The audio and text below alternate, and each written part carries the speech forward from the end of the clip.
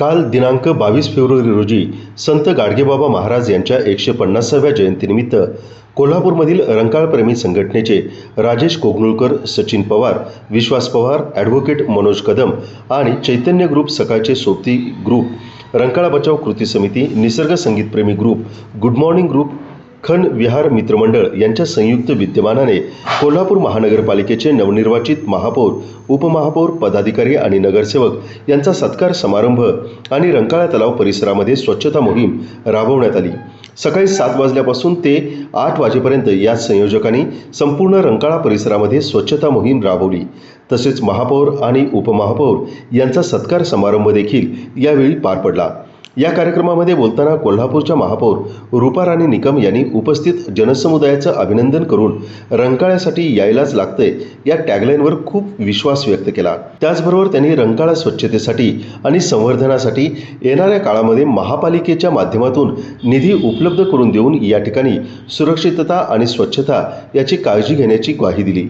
याचबरोबर कार्यक्रमामध्ये प्रभाग क्रमांक 20 मधून निवडून आलेले नवनिर्वाचित नगरसेवक विजय देसाई यांनी देखील रंकाळा हा आपल्या जिव्हाळ्याचा विषय असून यासाठी महापालिकेच्या माध्यमातून आणि स्वतःच्या प्रयत्नामधून भविष्यामध्ये रंकाळ्यासाठी जोमानं प्रयत्न करणार असून याबाबत कोणतीही कसूर केली जाणार नाही।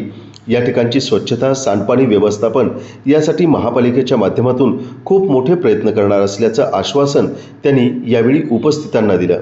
या कार्यक्रमासाठी नवनिर्वाचित उपमहापौर अक्षय जरग तसेच नगरसेविका पूर्वा राणे, माधुरी नकाते, विजय देसाई, किरण नकाते आणि परिसरातील नागरिक मोठ्या प्रमाणात उपस्थित होते। या कार्यक्रमाचे मुख्य आयोजक राजेश कोगनुळकर यांनी केलं। कार्यक्रमाकरता विशेष कष्ट घेतल्याचं पाहायला मिळालं। या कार्यक्रमाच्या निमित्तानं महापालिकेचे नगरसेवक आणि महापौर आणि उपमहापौर यांच्या हस्ते रंकाळा परिसरामध्ये वृक्षारोपण देखील करण्यात आलं।